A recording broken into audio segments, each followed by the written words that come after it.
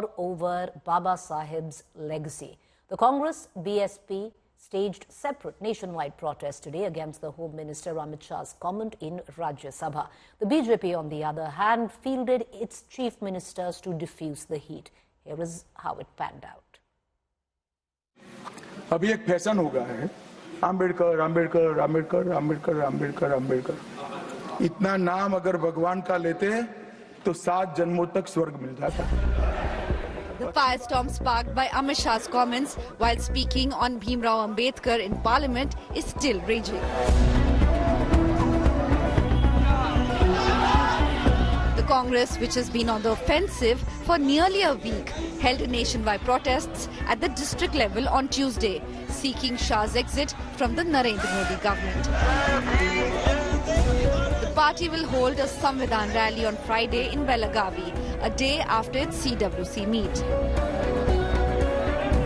बैठक हो रही है, मोर्चा निकाले जा रहे हैं और एक दस्तावेज तैयार किया जा रहा है राष्ट्रपति को सौंपने के लिए कि किस तरह बाबा साहब अम्बेडकर का अपमान किया गया है. The Bahujan Samaj Party also hit the streets, with party supremo Mayawati's nephew Akash Anand leading from the front. जिस तरीके से गृह मंत्री जी ने संसद में बाबा साहब जी के लिए जो टिप्पणी करी, उससे करोड़ों हमारे समाज के करोड़ों लोगों को, हमारी बहुजन समाज पार्टी को, हमारे समाज के लोगों को जो ठेस पहुंची है, उसके खिलाफ हमने ये प्रोटेस्ट निकाली है.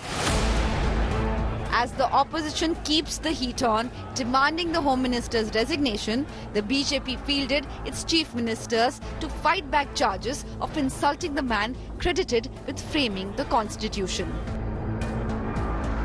कांग्रेस कभी नहीं चाहती थी कि बाबा साहब भीमराव अंबेडकर संसद में जाएं, दलितों की आवाज बने, वंचितों की आवाज बने और सदैव उन्हें अपमानित करने का काम करती.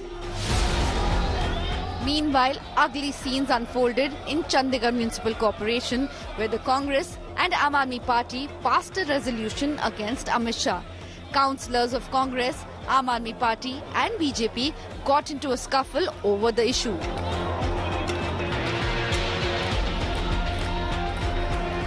Given that assembly polls are scheduled in Delhi, which has over 16% Dalit population, the fight over Ambedkar's legacy is set to escalate. Bureau Report, India Today.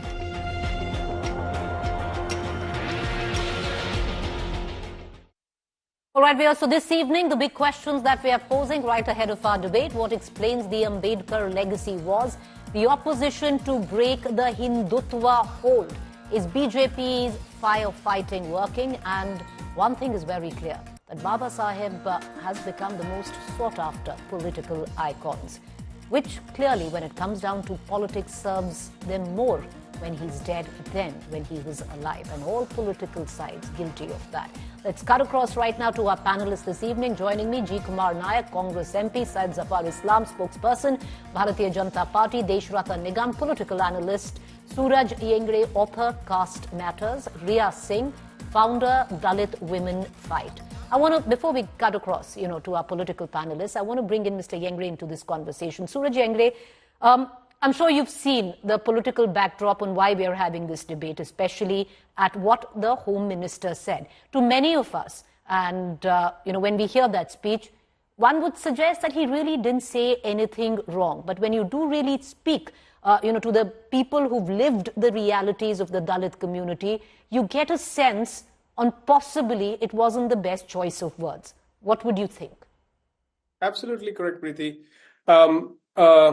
A politician from Bihar who had an audience with recently had told me that what Amit Shah recently echoed was something he would do most probably in private, especially when his subordinate from the Dalit and otherwise community would come and propose something to do with Ambedkar. He would just maybe blurt out disrespectfully with what Ambedkar, what this business is going on. He may have reacted such. So whatever that was buried in his mind had just come on tongue. And I think this is just a slippage that's going to have much more Freudian understandings of how the psyche works. I mean, let's be clear, let us not make it a slugfest of Congress or BJP. Both are equally partisans when it comes to Ambedkar. If we have to really pay attention to it, I think we have to really see how Modi's regime is going to turn out when it comes to Ambedkar's future, especially the youth here who don't have jobs, who don't have material wealth, who are really suffering, who are part of subordinate culture that represses them. In this sense, when a home minister, a person such responsible, would utter something that would really create much more ringing bells for people who would otherwise not take an offense. Now, if granted, what he said was just about aiding what he thought. But here's the thing. That's how he would look at Ambedkar and equate that in a deriding way to say, if it was God, you would have attained heaven. So what was Ambedkar? If you would utter Ambedkar, would you go to hell? And that's the kind of a Dalit kind of viewpoint that works. And again, the BJP canard is going against Congress did this, Congress did that, Congress did that. Now, Congress has had always different phases. Like BJP has had our different phases. Every political party under the new leadership has different phases. The RSS chief recently criticized the very functioning of BJP. They have been trying to signal BJP about their own overpowering views that they kind of impose, and the Mandir Masjid comment that RSS chief made, and then the kind of ruckus that it created. So let's understand, if you really have to hold Congress in showers, Preeti, then I think we'll have to look at what is it doing currently. Is Rahul Gandhi's new formula of looking at Bahujan, the matrix that Kanshiram brought forward, is it going to help? And if you look at that meter, I think Amit Shah and BJP has got a lot to lose, and certainly non-BJP forces have a lot to win. And if they continue and they persist with their mission of holding on the guns towards Amit Shah, then I think there is a moment of the downfall of BJP. Okay. All right. Syed Zafar Islam, many would suggest that this was an unforced error by the Home Minister. And why I say that, Syed Zafar Islam, days after that particular event, that speech, which to many of us, didn't seem that there was anything wrong in that. We are still discussing it, Syed Zafar Islam. The sheer fact that an opposition which was completely in disarray, fragmented, fractured, suddenly found a rallying cause where it came down to Baba Sahib, and now you see a very different opposition going ahead. So, what went down on the floor of the Rajya Sabha matters, Syed Zafar Islam. And that's my question to you. Because, the BJP might come out and suggest that the Congress did this, this and this. But with the words of the Home Minister, then do you think that this has put the BJP politically on a back foot? That you have to feel your chief ministers to constantly come out and clarify? See, Preeti, you have to understand that Congress party is trying to hide their guilt and misleading the people of this great country. The fact that the Honorable Home Minister has stated something which has been now quoted out of context. He was referring in a certain context he was speaking.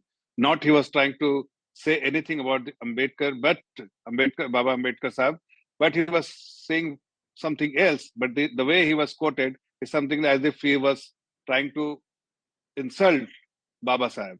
The fact that the Congress party has always insulted Baba Sahib right from the beginning, starting from 1952 election, where he was forced to strategize to defeat him. He was forced to resign from the Union cabinet at that time under Nehru. Then many other instances has proven that Congress has always insulted, and even the Nehru remarks against Ambedkar when he resigned, what he said to Mountbatten is something which everyone knows. That he said that his presence, his absence, will have no impact. That is the treatment Baba Sahib has been given by the Congress party at that point in time, all along.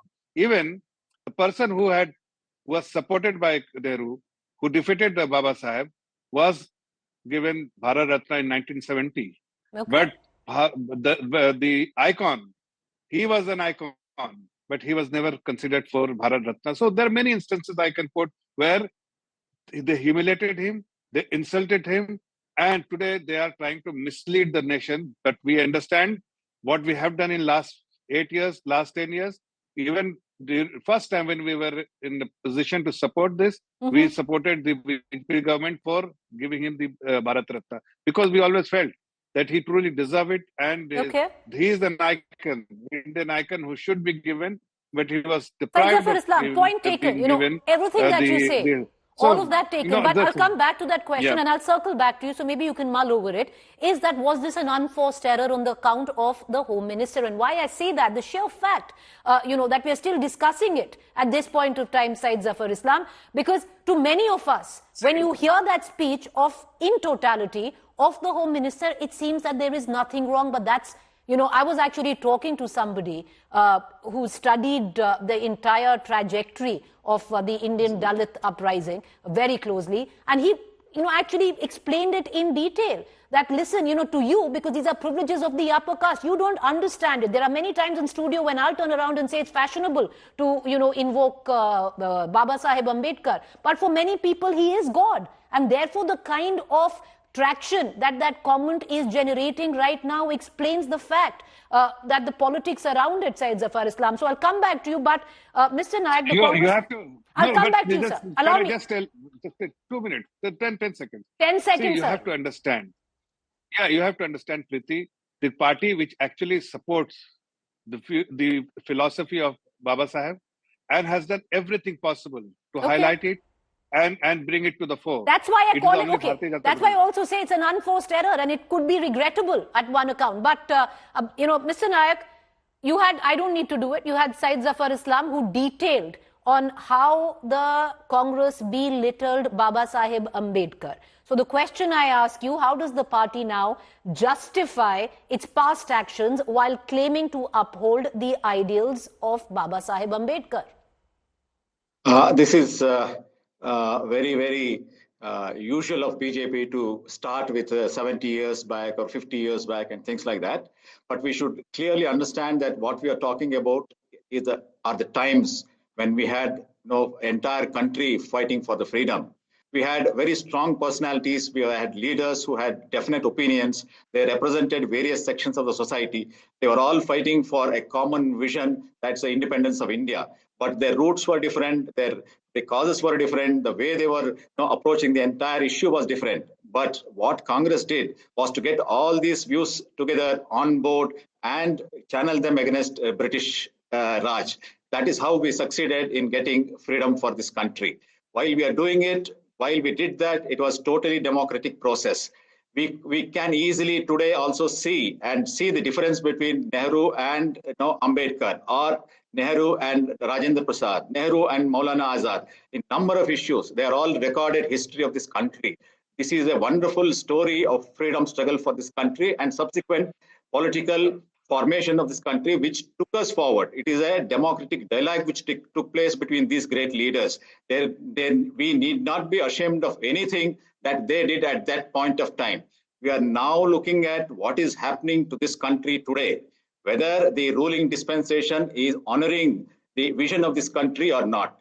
Let me go back to those 50 years. We had all different visions. We came back to a particular vision, but there was one stream of struggle for freedom. I will not say that they did not fight for freedom of this country. They did fight, but did they have the same vision as the others, as the majority of this country? No, they did not have. They never accepted what the Constitution sought for us.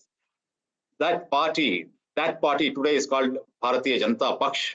So there are no way they are going to accept the vision of Baba Saheb Ambedkar and whatever they have been doing in the last 10 years. All right. But Mr. Naik, allow me to come up with the counter. Action of action. Allow me, Mr. Naik, allow me to come up with the counter. The Bharatiya Janata Party didn't exist at the time, but your political outfit did. Allow me to ask the question. Your political outfit did exist. And there are multiple occasions where the Congress has belittled Baba Saheb Ambedkar, some of them detailed by Dr. Syed Zafar Islam there. I can even go ahead and quote various letters. They're all out. You know, it's all in public domain. The one written by Nehru criticizing, Baba Saheb Ambedkar. Therefore, I ask you the question, how do you manage to uphold his ideals today while you have your baggage to carry of the past?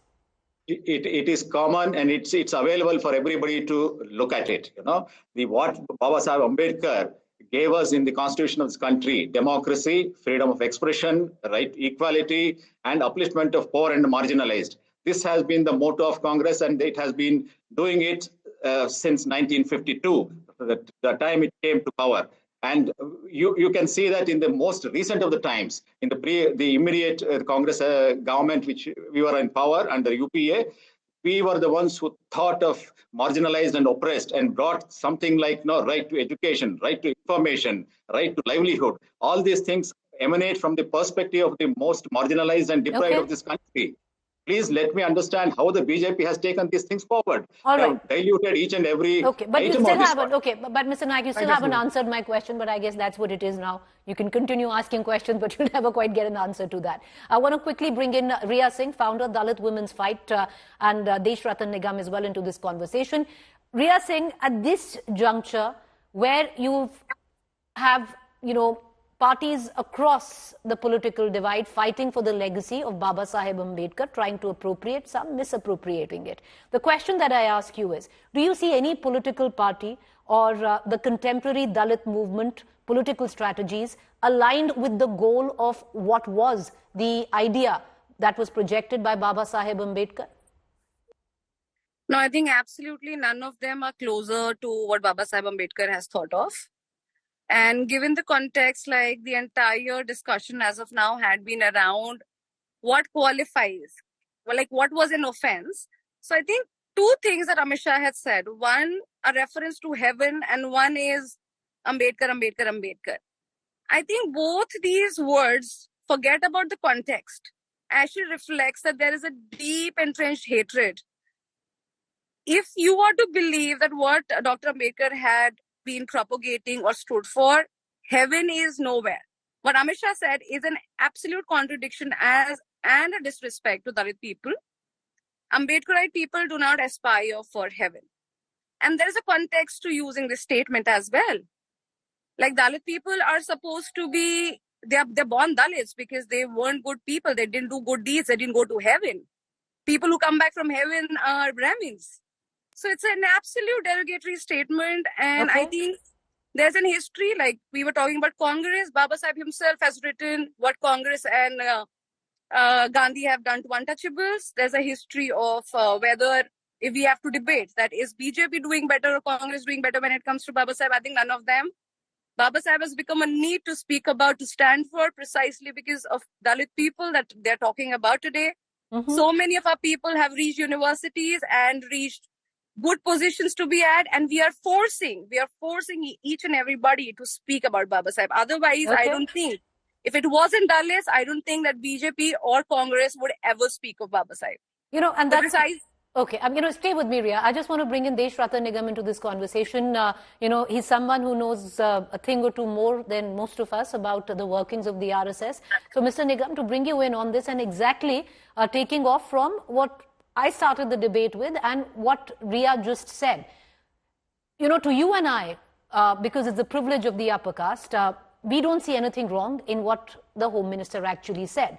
But when you really go down and you speak to the likes, you just heard Riya encapsulating on what the sentiment really projected, then you understand the gravity of the situation.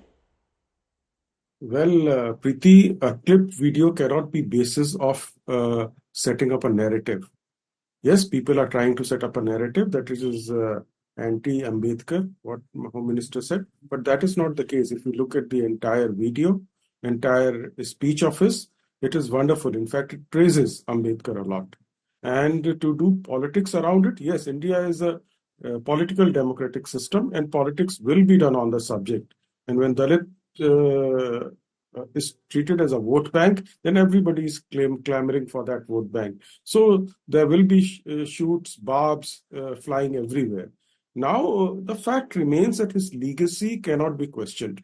The fact remains that Dalit consciousness which he created, which is being carried forward, let me tell you, as somebody who watches BJP also very closely, and sometimes I'm critical of it. But if you look at from 2014 onwards, how do you remember a person such a stalwart or great icon? You try, from Mahu, the memorial was built. London also, the places was reclaimed. Nagpur also, his smarak was built. And even in Delhi also, the place where he stayed. 14th April, his birthday was Samrasta Divas. Constitution Day is celebrated because of him. How do you remember a person who's gone? And this is how you do it. And let me tell you, Mudra Yojana, how many Dalits are there? Have you ever thought about it? Or the Ayushman? So these are the things how you carry forward. Ambedkar was against Article 370. You please read about his speech about Article 370. BJP removed it. And the splitting of Madhya Pradesh into Chhattisgarh, that was his idea. So therefore, huge amount of work is to be done and still is being done to take the Dalit consciousness to the next level. And therefore, and let me tell you, I'll give credit to BSP also out here. There are three parties who have actually taken the legacy of Ambedkar forward. BJP, BSP and RPI. Very clearly on the ground who actually function. And yes, today BSP may be saying something else about the BJP because of their political compulsions, but the fact remains. But Deshrata Nigam, I'll also say, and do answer on that as well, and I'll cut across to our other guest, that there is a bit of political commentary in also what you're suggesting, because you did speak of Article 370, and you're right, on what Baba Sahib's stand was on that. But before this, it was very clear that 370 was seen as a win of what the BJP's original manifesto stood for and what the RSS stood for. Yes, that's fine, but to attribute it today, and that's why I say at the cost, maybe not use the word fashionable, but that's why invoking Baba Sahib Ambedkar in the current political context actually works. Let me answer that. Giving due recognition to the stalwarts of Indian democratic system and freedom struggle, whether it is Sardar Patel, Baba Sahib Ambedkar, Dr. Rajendra Prasad or Shastri, it is giving recognition, which recognition was not given by the earlier political parties. The idea of abrogation of 370 originated in Constituent Assembly, where it was opposed by Dr. Ambedkar. So therefore, to give that recognition and actually implement it is actually taking forward his legacy. But there's also so much that it's not, because Baba Sahib also advocated the annihilation of caste. And Suraj Yengade, I'll bring you in on this, because the current political context, and I'm sure Mr. Nayak or Mr. Islam both would not want to comment on it, because they have very, very different, points of views. There is one which wants a caste census primarily where the OBC vote is concerned, while Baba Sahib's entire legacy stood for the annihilation of the very caste that they speak of today. You're on mute, sir. Preeti, I think it's funny, and it's also, it's important that we cite certainly what Congress and Gandhi have done to the untouchable. So did Ambedkar, riddles in Hinduism, riddles of Rama, riddles of Krishna. So Ambedkar was unhinged when it came to observing society. He was very secular in his approach. The octagonal approach he took with multiple directions really put us and make us question, especially his comments on Gita.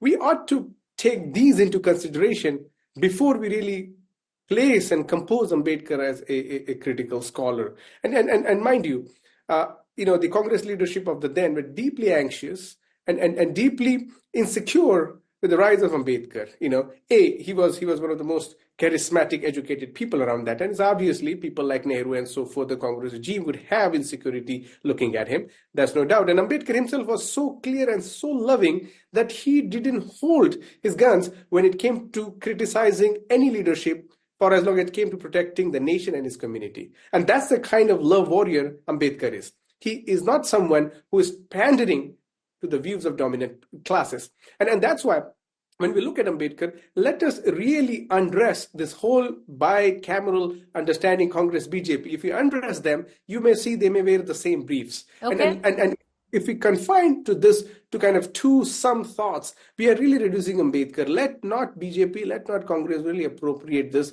to the way that we're just going to create a kind of tirtha and so forth. What really matters to us is Ambedkar's program on economic empowerment. And on that position, we really know what to think. Now, Modi government has left, right, and center have went on to privatize the important industries, especially the government-operated industry. And what has happened? That has really created a mass of unemployed youth. There is this new liberal regime has created substandard quality of life for people.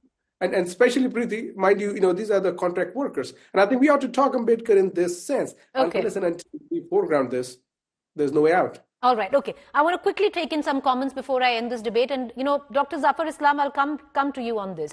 There's one approach that the BJP can take and say that this is all a fragment, which the BJP is taking. A figment of the Congress and opposition's imagination that there was an insult which was meted out to the Dalit community. Or there could be another approach saying that it wasn't meant at all. The speech was meant to honor Baba Saheb's memory, but if it hurts the Dalit community, then there needs to be amends that need to be made. Do you think maybe a more holistic approach needs to be taken now? Especially if you look at the backlash? We are very clear in our mind. The leadership is very clear right from day one that we have always supported the ideals of Baba Saheb Ambedkar ji. And that is why Desh Ratan ji also highlighted some of the things which I forgot to highlight or didn't get enough time to highlight, that in terms of places where he lived. Today, we have made a memorial in his name. Even the Ambedkar Center in Delhi, that was pending for ages. But it is our government which has built eventually, because Congress was never interested in building that.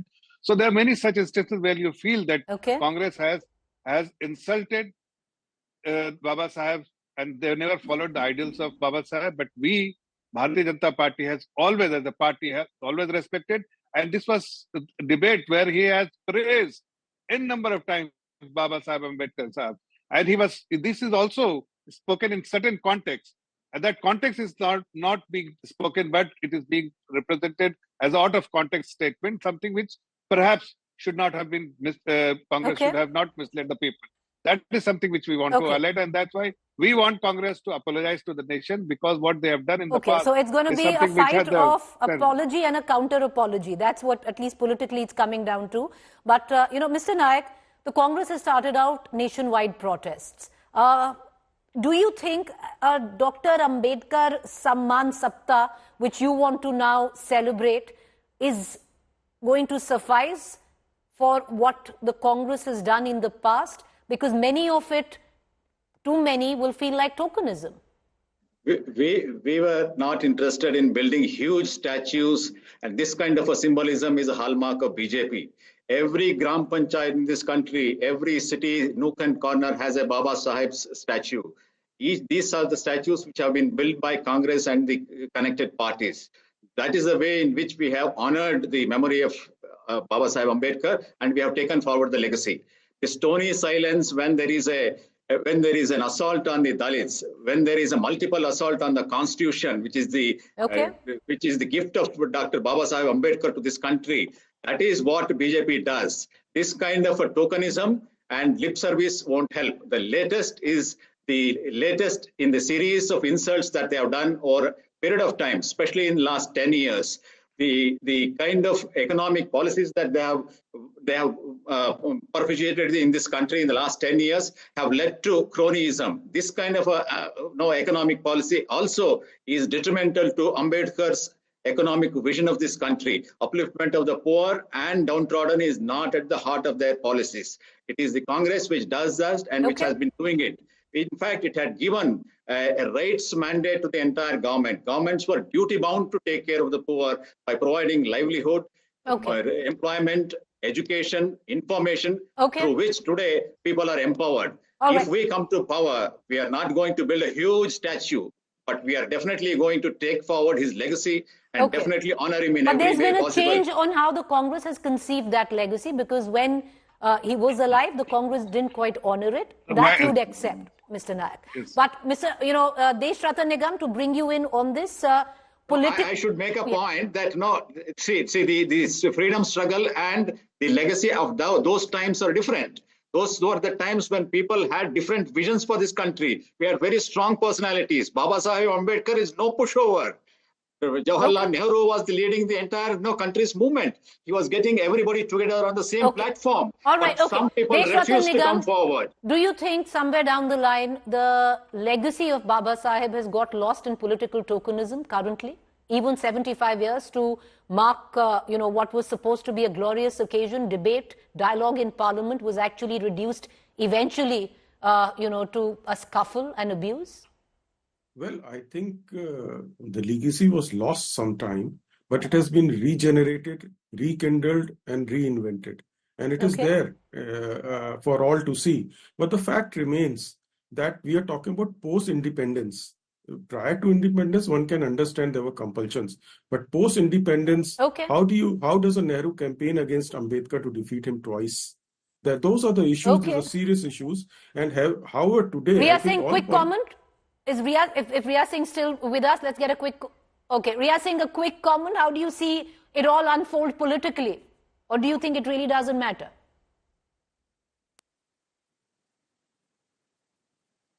Riya Singh, are you with us? I don't think we have her. Mr. Yengri, would you want to take that question? Oh, she is with us. Okay, Riya Singh, quickly, make your point, then we'll wrap the debate. We don't have you, ma'am. There's a problem with your network. Mr. Yengri, you want to take that comment? 30 seconds, though.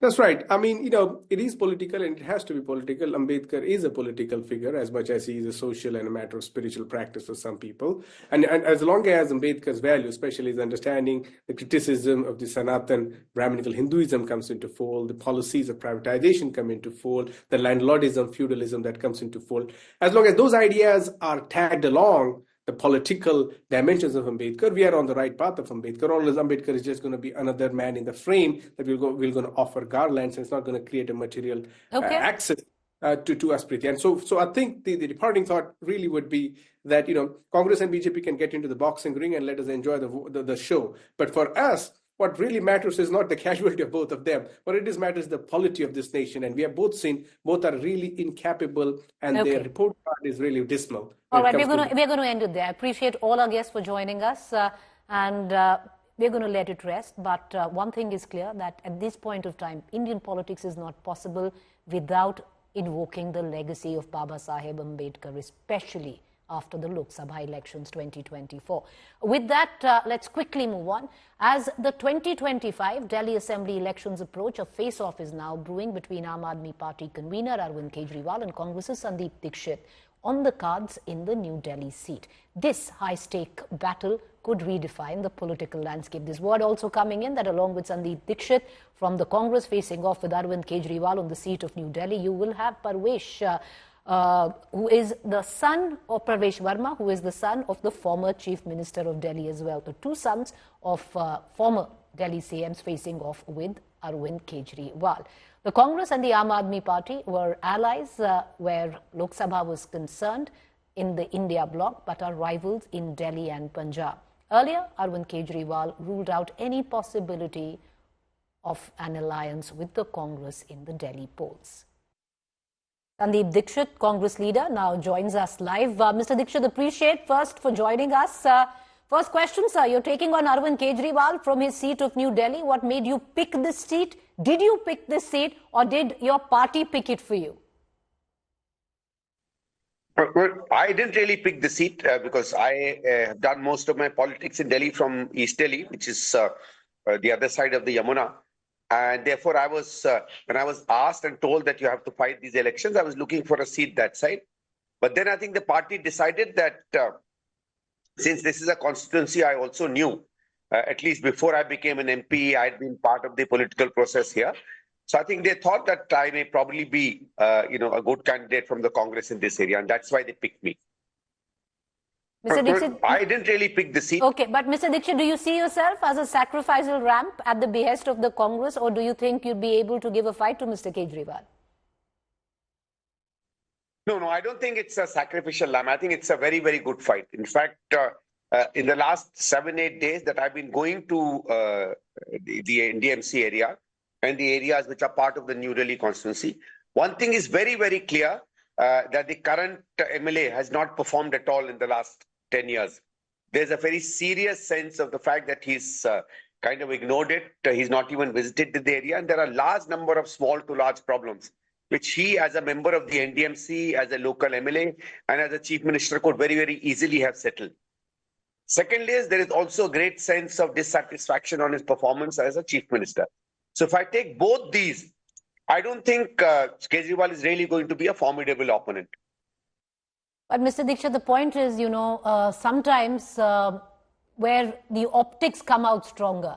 And who can forget the optics, Mr. Dixit, where you were standing outside Arvind Kejriwal's residence the day he got arrested in solidarity and praising him.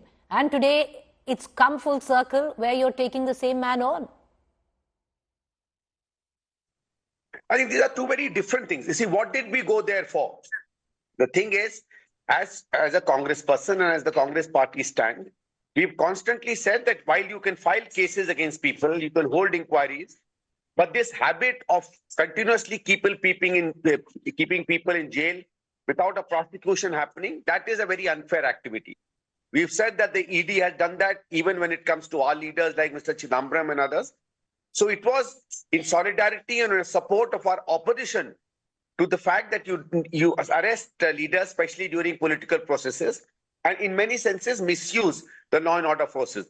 It was not that we went there claiming that Kejriwal is honest in the cases that are being investigated against him. In fact, the liquor case has been done because the Congress has filed a suit against him.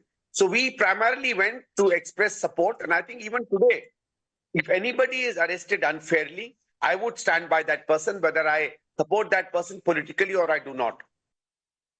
Mr. Dixit, somewhere down the line, do you at least admit that at least where you're currently poised, where the Congress is currently poised, it seems like a bipolar fight between the BJP and the Aam Aadmi Party. Where does the, Congress really stand in this? Well, you see, I think this is going to be a very different election for the last two. When you're speaking about this legacy of Sheila Dixit, it's not just a legacy of Sheila Dixit. It's a legacy of what the Congress government did for 15 years. And if you go around walking the streets of Delhi, and I'm sure you also done the same, you go to restaurants, you go to small eating places, you go to places where people congregate, you at traffic chaurahas, you will, in metros and buses, you will constantly hear the refrain that in the last 10 years, the kind of Delhi we had in 2013, or under Mrs. Dixit or the Congress's rule, that Delhi has almost completely been destroyed by the current incumbent government. People remember a party or remember its government in myriad ways. And in this case, I think there are a large number of issues on which they are remembering our government. And that is not because the Congress is promoting that name or our legacy. It's kind of almost like a nascent, natural reaction of people when they've seen their city being destroyed. Quite clearly, when people reminiscence about a party and its government, it's time for that party to rise, to present itself as a credible, serious alternative, build a new vision, and you will see that once our manifesto comes out, get back to people and convince them that while you have not been happy with us for 10 years, you do believe now that we did very good work and therefore we are capable of doing even better work. But Mr. Dixit, you spoke of your mother's legacy, but that was over a decade ago. And today where you stand is not more than 4% vote share, because I'm only looking at figures from 2020, where you had 53.6% for the Aam Aadmi Party, 38.4% for the Bharatiya Janata Party, and the Congress stood at a paltry 4% in 2020. In all of this, do you not think that you will only mar the chances of the Aam Aadmi Party at best? To use a word which I hate using, vote katua, vote cutter, that what will the Congress's lot be? You are assuming that we will get only Aam Aadmi Party voters. I don't think that's a correct assumption. There are a large number of voters of the BJP who also are nostalgic about the great work that our government did. You can say that perhaps more of our voters may come from the Aam Aadmi, but a large number of voters will also come from the BJP. Secondly, the assumption is that while we are rising, and you yourself are saying we may go up to 14, 15, 20, the assumption no, is I'm not saying that. No. Sir, I'm not saying you will go to 14, 15, 20. I said you're at 4%, and at best you could go to, logically, you could go to a 10 or a 12%. Which you want to have an answer from me. It could even go up to 25, 30, 35. I mean, who believed in 2013 that the Aam Aadmi Party would get 25 or 28% of the vote that they got? Sometimes circumstances are such that they can lead to what we would call catastrophic results. And catastrophic in this case for the Aam Aadmi Party. So I personally believe that we are on a fair run. We are already, in pretty high double digits. And I think we can get to much more than that. I think Aam Aadmi Party and BJP are both in for a bit of a surprise. But sir, coming back to my question, whether it's a marginal increase, which most foresee from 4%, your best case scenario would be a 10 to 12%. The BJP would actually want that scenario for you.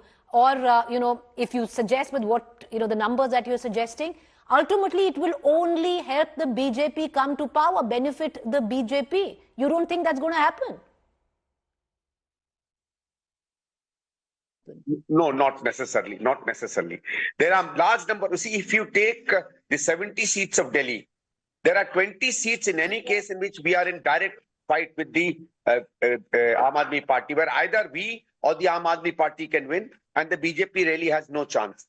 In the other 50 seats, right, the BJP seems to be much more in terms of its fight with the Aam Aadmi. But amongst them also, there are a large number of seats which have been very, very traditional Congress vote banks, which have gone both to the Aam Aadmi Party and to the BJP. A large number of voters that came to the Congress, which is really the development vote. I mean, there were a lot of DDA colonies, there are a lot of societies, there are a lot of people where the more well-off people used to say, which had started voting for the Congress because of Mrs. Dixit's work. And many people agree to that.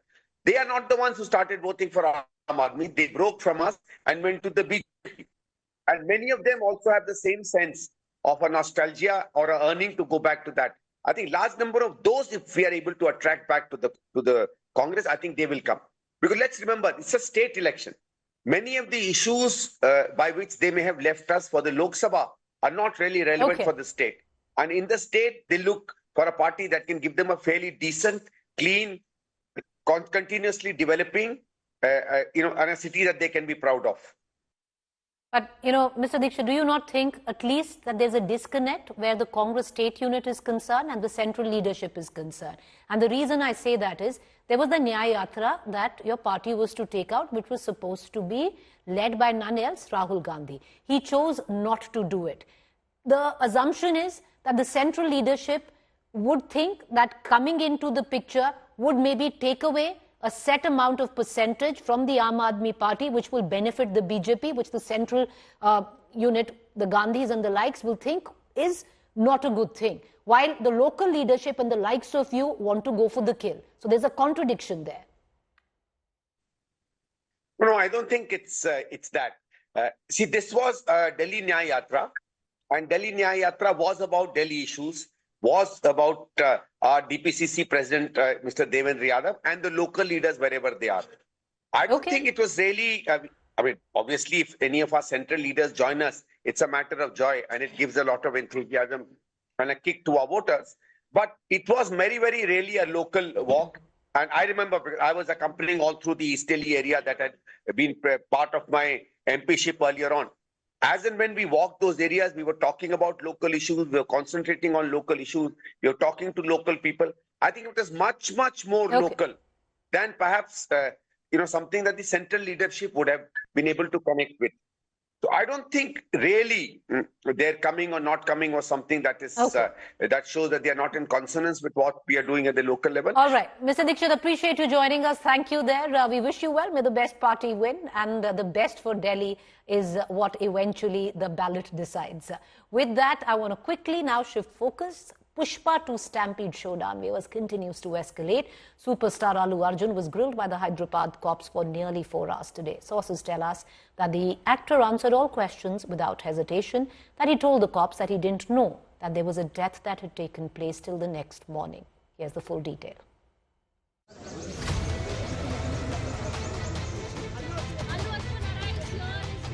Allu Arjun, who's facing the heat over the stampede at Pushpa 2 screening, is grilled by the Hyderabad police.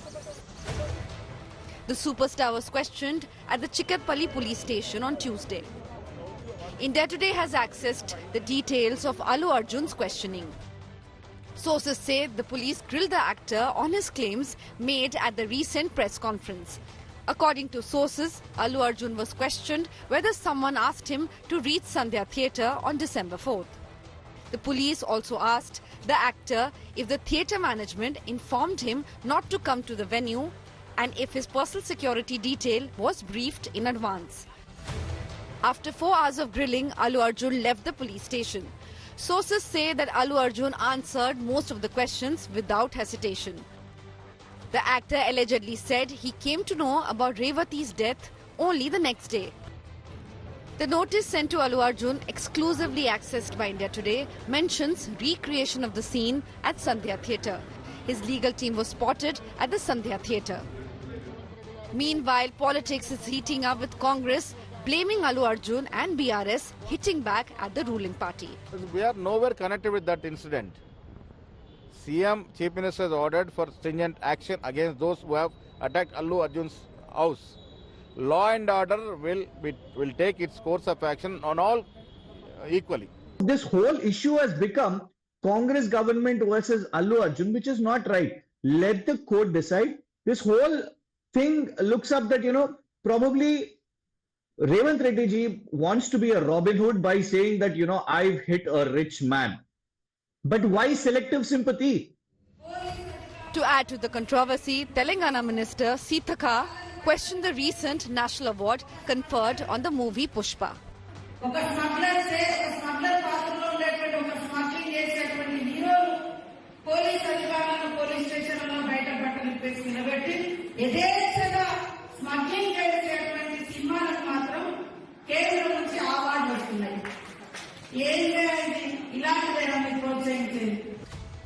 A fresh complaint was also lodged against Allu Arjun by Congress MLC Teenmar Malana, specifically criticizing a scene in which he urinates in a swimming pool while a police officer is present in the pool.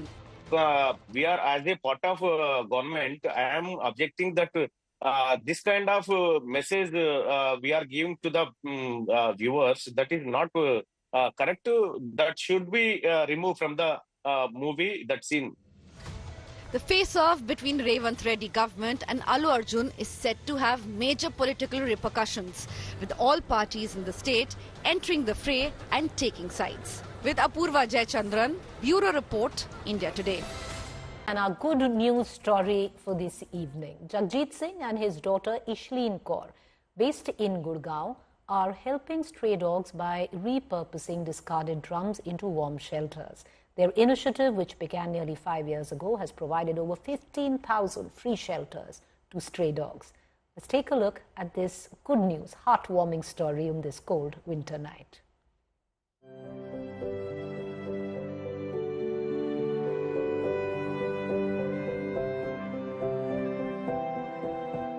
A father and daughter in Gurugram are drumming up help for stray dogs. Jagjit Singh and Ishleen Kaur are recycling drums to make warm shelters for dogs. Apparently it started in his factory and वहाँ पे उन्होंने देखा कि एक drum वैसे, because this is a leftover drum of his product and ये paint की factory से जो भी leftover drums आते हैं वहाँ पे एक डॉग वैसे ही आके लेट गया था. So he came back home immediately. उन्होंने बोला कि मुझे कोई पुराना ब्लैंकेट दो. उन्होंने ड्रम के अंदर पुराना ब्लैंकेट लगाया and he was like, okay, let me try to make it a better product. Later on he started with the mattress and फिर stickers and all post करके just to promote for the stray dogs. The initiative began nearly 5 years ago. उखला Bahadurgarh जैसे अपना फरीदाबाद गाजियाबाद यहाँ सब से आते हैं, फिर सबको जमा करते हैं एक साथ. तो पूरा ड्रम्स इकट्ठे करते करते कितना टाइम लग जाता है? 1 साल लगते हैं ma'am. We have a staff of 2-3 people who is only dedicated for this job. वो आके पीछे पूरा drums पहले उतारते हैं from the trucks and then they put the fevicol to stick the mattress and then they put few of the stickers just for the awareness of what we are doing and yes, then we bring it back to our house inside so that it's not stolen overnight. About 300 to 400 shelters are distributed every Sunday. Till now, these Samaritans have distributed more than 15,000 drum shelters free of cost. With Manisha Ladda, Bureau Report, India Today. Like I said, a heartwarming tale on this cold winter evening. Christmas Eve though. With that, from good news to great news, PV Sindhu has tied the knot with Venkata Dattasai in a traditional Telugu ceremony in Udaipur. Surrounded by family and friends, the badminton icon shared the first proper images of her wedding via her social media handle. These images coming in from the badminton icon PV Sindhu getting married in Udaipur. So that is one of our images of the day.